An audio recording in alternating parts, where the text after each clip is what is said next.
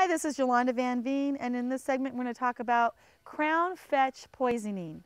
Now, crown fetch is a beautiful plant, and it's been used for many years for soil erosion.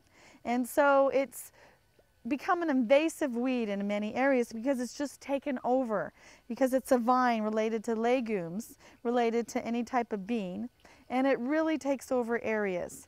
So the problem is that it will take over the lawn, the plants, the forest, everywhere, and it's become an invasive weed with lots of problems. So there's many ways that you can get rid of it, but it's kind of difficult because it does really get thick and the roots are really, really thick.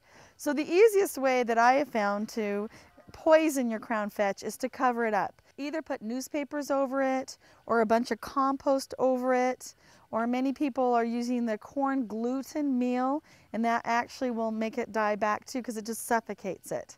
And so my trick with any weeds is to cover it with compost and then reseed it if it's in your lawn. Just use lots of regular grass seed, because whatever you're using to kill that crown fetch, it'll eventually need something to replace it, so putting grass seed in there is going to help a lot. Rubbing alcohol works, vinegar works, bleach works, but you only want to use a little bit at the base of the plant.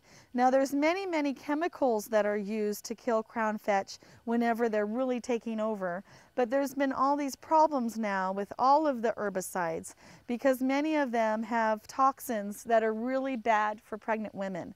And so even in small doses, they're realizing they're a problem. Now there's a chemical called 2,4-diamine, and that's really used because it kills the crown fetch right as it comes up.